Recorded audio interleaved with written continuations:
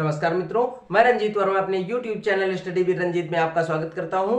बच्चों, मैंने अपने पिछले वीडियो में आपको रस का अर्थ, उसकी परिभाषा और उसके प्रकार पढ़ाए थे और मैं आज अपने इस वीडियो में आपको रसों का, ठीक है, जो रस हैं उनकी परिभाषा और उदाहरण का विस्तार सहित वर्णन करके बताता हूं। तो बहुत ही मार्मिक ढंग से, मैं कह सकते हो आप गानों के माध्यम से मैं आपको ऐसा रटा दूंगा कि आप कभी भूल नहीं पाएंगे। ठीक है, तो लगातार मेरे वीडियो को पूरा देखने का प्रयास करिए और यदि अभी तक आपने हमारे चैनल को सब्सक्राइब नहीं किया है तो कर लीजिए, क्योंकि इससे बेटर आपको कहीं नहीं मिलेगा। ठीक है, तो सबसे पहले हम देखते हैं मित्रों, मैंने अपने पिछले वीडियो में आपको ये भी बताया था कि रस कितने प्रकार के होते हैं, तो आज उनका वर्गीकरण मैं अपने इस वीडियो में आज उनका वर्गीकरण करके बताऊंगा। तो देखिए, श्रृंगार रस यहां पर चल रहा था, श्रृंगार रस। तो श्रृंगार रस का स्थायी भाव बच्चों होता है रति अथवा प्रेम। ठीक है, रति अथवा प्रेम। और इसे भोज ने, जो भोज थे, महाकवि भोज, उन्होंने रसों का राजा भी माना गया। कभी कदार एक नंबर में पूछ लिया जाता है कि रसों का राजा किसे कहा जाता है, तो इसे यानी श्रृंगार रस को ही रसों का राजा कहा जाता है। ठीक है, इतना क्लियर हो गया। अब देखिए श्रृंगार रस के कितने भेद होते हैं। तो देखिए यहां पर श्रृंगार रस आपका दिया गया है, श्रृंगार रस के दो भेद होते हैं। कौन कौन से? दो भेद होते हैं। एक होता है संयोग श्रृंगार और दूसरा होता है वियोग श्रृंगार। बहुत ही ध्यान से पढ़ना है बच्चों, सिर्फ देखते रहिए, सिर्फ 10 मिनट में मैं आपको पूरा कॉन्सेप्ट क्लियर कर दूंगा। यहां पर देखिए संयोग श्रृंगार, जिसे ही हम संभोग श्रृंगार कहते हैं, और दूसरा है वियोग श्रृंगार। ठीक है, अब देखिए संयोग श्रृंगार या संभोग श्रृंगार, इसको हम पहले परिभाषित कर देते हैं। संयोग श्रृंगार, तो देखिए संयोग का अर्थ होता है, संयोग शब्द दो शब्दों से मिलकर बना हुआ है, सम धन योग। ठीक है, सम धन योग। सम का अर्थ होता है जोड़, योग यानी जोड़ा। ठीक है, जहां पर मेल हो, यानी जहां पर जोड़े के रूप में मेल हो उसे ही हम संयोग कहते हैं। अब जोड़े के रूप में अर्थात जहां पर नायक और नायिका का मिलन हो उसे ही हम संयोग श्रृंगार कहते हैं। समझ गए बच्चे? जहां पर नायक और नायिका मिलते हैं, अपने दिल की बातों को, अर्थात अपने हृदय के विचारों को अपने वाणी के माध्यम से एक दूसरे के सामने या शरीर के अंगों के माध्यम से एक दूसरे के सामने प्रकट करते हैं, वहीं पर संयोग श्रृंगार होता है। और देखिए जब योग हो जाएगा, संयोग यानी दो युगलों का योग अर्थात दो जोड़ों का योग होगा, तो वहां संभोग का होना अनिवार्य है। यानी संभोग तो स्वतः ही हो जाएगा, क्योंकि नायक और नायिका के बीच में संभोग एक अनिवार्य कड़ी हो जाती है। ठीक है, तो संयोग का अर्थ होता है कि दो युगलों का मेल अर्थात दो जोड़ों का मेल ही संयोग श्रृंगार कहलाता है। अब देखिए बच्चों, ये तो मैंने शॉर्ट ट्रिक में आपको बता दिया। अब इसका अर्थ मैं आपको बताता हूं कि जहां पर संयोग श्रृंगार कहां होता है, जहां पर नायक और नायिका मिलते हैं और शरीर के किसी अंग के द्वारा, या कह सकते हो मौखिक रूप से। ठीक है, जहां पर नायक और नायिका मिलते हैं और बातों के माध्यम से या शरीर के किसी अंग के माध्यम से अपने हृदय में छुपी हुई अर्थात अपने दिल में छुपी हुई बातों को अपने, कह सकते हो, आंखों के माध्यम से या शरीर के किसी भी अंग के माध्यम से एक दूसरे के सामने प्रकट करते हैं और प्रेम का इजहार करते हैं, प्रेम को प्रकट करते हैं, वही संयोग श्रृंगार होता है। समझ में आई बात? ठीक है, और इसमें जोड़े का होना अनिवार्य होता है, दो युगलों का अर्थात नायक और नायिका का मेल अनिवार्य होता है, तो वहीं क्या होता है? संयोग श्रृंगार होता है। समझिए? अब देखिए संयोग श्रृंगार की परिभाषा क्या है। तो परिभाषा इसमें बेटा मैंने दो लिख दिए हैं उदाहरण।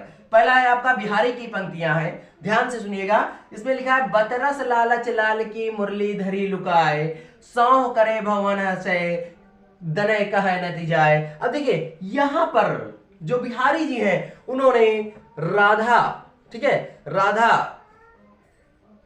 का वर्णन किया है कि राधा किस प्रकार श्री कृष्ण की बांसुरी को छुपा कर रख देती हैं और उसके बाद में उनके पूछने पर वो बताती नहीं और भौहों के माध्यम से, नहीं कह सकते हो, आंखों के माध्यम से मुस्कुराती हुई पूरी बात प्रकट कर देती हैं। अभी मैंने बताया कि कायिक अनुभव वहीं पर होता है।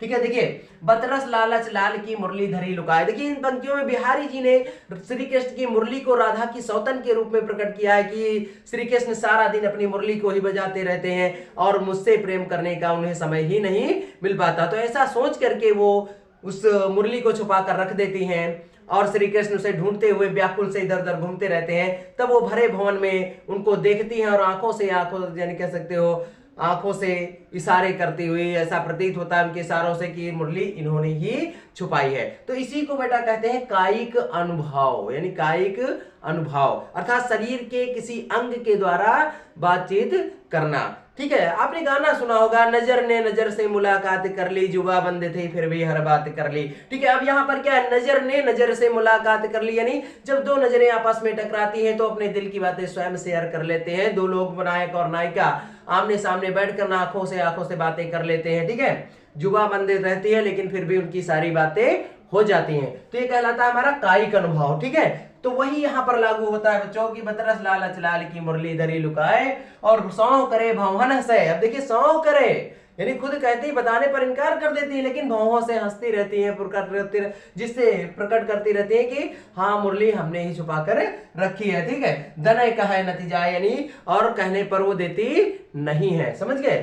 ठीक है, अब देखिए यहां पर हमारा ये पहला उदाहरण हुआ। दूसरा उदाहरण है बच्चों, बूझत श्याम कौन तू गोरी, कहाँ रहत काकी तू बेटी, देखी नहीं कबहू ब्रज खेरी। अब देखिए दूसरा उदाहरण हमारा बहुत ही सरल है। ये पंक्तियां हमारी सूरदास जी की हैं। तो यहां पर देखिए, जब श्री कृष्ण पहली बार ब्रज जाते हैं, ठीक है, जब श्री कृष्ण पहली बार ब्रज जाते हैं तो वहां पर वो राधा रानी को देखकर, खुद तो पहली बार गए, बात मेरी समझना, खुद तो पहली बार गए और राधा रानी को रास्ते में देखकर कहते हैं, उनसे पूछते हैं, क्यों पूछते हैं? क्योंकि उनके हृदय में उनके प्रति प्रेम बस जाता है और वो उनसे बात करने के लिए, यानी अपने प्रेम को प्रकट करने के लिए उनसे बात करते हैं कि बूझत कौन श्याम तू गोरी, यानी हे गोरी तुम कौन हो और कहां रहत काकी तू बेटी, यानी और किस माता की तुम बेटी और कहां रहती हो, देखी नहीं कबहू ब्रज खेरी, यानी और इस सुनसान कह सकते हो डगर पर या इस जंगल में, ब्रज में मैंने तुम्हें पहले कभी नहीं देखा। अब देखिए पहली बार अपना खुद गए लेकिन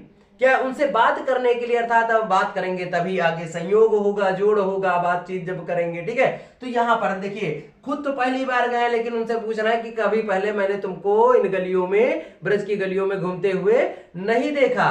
तो इसका उद्देश्य था कि उनको राधा रानी से प्रेम प्रकट करना था, अर्थात बात करना था, क्योंकि जब बात होगी तभी संयोग होगा, समधन योग यानी जोड़ होगा, और जब संयोग होगा तभी संभोग श्रृंगार होगा। समझ में आई बात? क्लियर हो गया कंसेप्ट? ठीक है, तो इसीलिए मैं बताता हूं यहां पर, जैसे अभी मैंने बताया था कि सारा दिन तुम काम करोगे, प्यार कब करोगे। ठीक है, तो इसलिए जहां पर ऐसी बात आ जाती है तो जब सारा दिन तो श्री कृष्ण बांसुरी बजाते रहते थे तो उनसे प्रेम करने का, राधा रानी से प्रेम करने का समय उनको नहीं मिलता था, इसलिए राधा रानी ने उनकी मुरली छुपाकर रख दी थी। तो यहाँ पर कौन सा अनुभव हुआ? कायिक अनुभव। कौन सा बेटा हुआ? कायिक अनुभव। समझ में आई बात? बिल्कुल क्लियर है। अब बेटा हम दूसरा बढ़ते हैं, वियोग श्रृंगार किसे कहते हैं? वियोग, देखिए यहां पर संयोग था, सम यानी जोड़े का मेल। अब वियोग श्रृंगार यानी इसमें जोड़ा तो होता है लेकिन वियोग अर्थात बिना योग के उसका जोड़ा टूटता है। ठीक है, बिना योग के। तो अब यहां पर देखिए वियोग का अर्थ होता है कि जहां पर नायक और नायिका के बीच में, मेरी बात समझने का प्रयास कीजिएगा, कि जहां पर नायक और नायिका के बीच में खलनायक आ जाता है। अच्छा थोड़ी बात समझ लीजिए कि मान लीजिए किसी लड़की को किसी लड़के से प्रेम हो जाता है तो क्या करते हैं, घर में मोबाइल फोन के जरिए बात किया करते हैं, या मान लीजिए उनके पिताजी जान गए तो ऐसे में अब बीच में खलनायक का कार्य पिताजी करना शुरू कर देते हैं, तब उनके बीच में एक वियोग हो जाता है, वियोग रूपी दीवार खड़ी हो जाती है ना। तो वहां पर क्या होता है, बिना योग के क्या जोड़ा वो संभव होता है? नहीं होता है। ठीक है, तो वहां पर नायक और नायिका के बीच में पिताजी खलनायक का कार्य करने लगते हैं। ठीक है, तो बिना योग के वहां पर खलनायक हो जाता है। ठीक है, तो इसके लिए भी कुछ पंक्तियां जैसे कहते हैं, रूठ कर वो हमें भूल जाने लगे, हम उन्हें और भी याद आने लगे। ठीक है, तो यहाँ पर क्या होता है कि भले ही वो अलग हमसे दूर चले गए, बिछड़ कर यानी बिना योग के हो गए हैं, अर्थात बिछड़ कर जोड़ा टूट गया है, नायक और नायिका का विच्छेद हो गया है, भले ही वो अलग है, लेकिन एक बात यहाँ बेटा और ध्यान देने वाली है कि उनके वियोग के बाद यानी विच्छेद के बाद मेल भी अनिवार्य है। यानी बिछड़ने के बाद, मान लीजिए पिताजी खलनायक का कार्य करते हैं, बाद में निकल गए और बाद में दोनों भागकर शादी कर लिए, फिर से मेल हो गया, तो बिछड़ कर मिलना भी आवश्यक होता है। ठीक है, तभी वो वियोग होगा। अगर बिछड़ कर दोबारा नहीं मिले तो वहां पर करुण रस हो जाएगा, अर्थात सारा दिन वो जिंदगी भर जीवन पर्यंत उन दोनों का समय रोने में ही बीतेगा, अर्थात करुण रस हो जाएगा। जहां पर बिछड़ने के बाद मेल हो वहां वियोग, और जहां मेल ना हो बिछड़ने के बाद वहां करुण रस हो जाता है। ध्यान से सुनना बेटा। तो अब यहाँ देखिए बिना योग के अर्थात वियोग श्रृंगार वहां होता है, ठीक है, जहां पर नायक नायिका का मिलन होता है और मिलने के बाद बिछड़ जाते हैं, बिछड़ने के बाद फिर पुनः मिलते हैं, तब वहां कौन सा श्रृंगार रस होता है? वियोग श्रृंगार रस होता है। समझ गए? तो अभी मैंने इसके लिए बताया है कि रूठ कर वो हमें भूल जाने लगे, हम उन्हें और भी याद आने लगे। तो यहाँ पर कौन सी बात भाई, कौन सा श्रृंगार रस हुआ? वियोग श्रृंगार रस। ठीक है, अब आगे देखते हैं बेटा। आगे बढ़ने से पहले बेटा एक बार अपना बताया दे रहे हैं कि यदि अभी तक आपने हमारे चैनल को सब्सक्राइब नहीं किया है तो कर लीजिए, क्योंकि मैं इसी ट्रिक के माध्यम से आपको सारा कॉन्सेप्ट क्लियर कराता रहूंगा और गाने गाने में आपको याद भी बहुत आसानी से हो जाएगा। ठीक है, तो हमारा वीडियो लास्ट तक देखिए, और यदि अभी तक आपने हमारे चैनल को सब्सक्राइब नहीं किया है तो पुनः रिक्वेस्ट है सब्सक्राइब कर लीजिए और बेल आइकन दबाना मत भूलिए, जिससे सारे वीडियो हमारे आप तक पहुंचते रहे। अब देखिए वियोग श्रृंगार का उदाहरण क्या है बच्चा? ये देखिए गुप्त, मैथिली शरण गुप्त जी की पंक्तियां हैं। यहाँ पर देखिए, मुझे फूल मत मारो, मैं अबला बाला वियोगिनी, कुछ तो दया विचारो। अब यहाँ पे देखिए ये उर्मिला के लिए पंक्तियां लिखी गई हैं कि जब भगवान राम और सीता के साथ लक्ष्मण भी वनवास को चले जाते हैं, ठीक है, जब भगवान राम और सीता के साथ लक्ष्मण भी वनवास के लिए चले जाते हैं तो वहां उर्मिला राजमहल में अकेली बैठी उनकी राह देखती रहती है। तो ऐसे स्थिति में जब उसकी सखियां निकलती हैं तो उनसे पूछती हैं कि कहाँ तुम किस प्रियतम की याद में बैठी हो? तो वो प्रकट करती हैं कि मुझे, कहती हैं कि मुझे फूल मत मारो, यानी मुझे वाणी के, फूल का मतलब होता है वाणी के माध्यम से दुख मत प्रकट करो, क्योंकि मैं अबला बाला वियोगिनी, कुछ तो विचार, यानी मेरा प्रीतम मुझे छोड़कर चला गया है और मैं उसके वियोग में जी रही हूं, मेरे ऊपर कुछ तो दया करो। ठीक है, तो यहां पर देखिए जब लक्ष्मण चले जाते हैं वनवास तो वहां पर उर्मिला वियोग का जीवन व्यतीत करती हैं, लेकिन जब वनवास का समय समाप्त हो जाता है तो फिर उनका मेल होता है। ठीक है, मैंने अभी बताया है कि वियोग के बाद, यानी जब विच्छेद हो जाए, विच्छेद के बाद मेल भी हो, तो वहां पर क्या होता है? वियोग श्रृंगार होता है। समझ गए? बिल्कुल क्लियर हो गया। ठीक है, तो अब देखिए ये हमारी जो पंक्तियां हैं ये बहुत ही महत्वपूर्ण दोनों रस हैं। ठीक है, एक श्रृंगार रस है, श्रृंगार रस के दो वेद हैं और दोनों ही महत्वपूर्ण है, और मैंने बहुत ही ढंग से आपको पढ़ा दिया है। और बेटा वीडियो सब पूरा देखने के बाद कमेंट्स के जरिए ये जरूर बताएं कि हमारा वीडियो आपको कैसा लगा। ठीक है, जिससे हम आगे की वीडियो अब तक आसानी से पहुंचा सकें। धन्यवाद।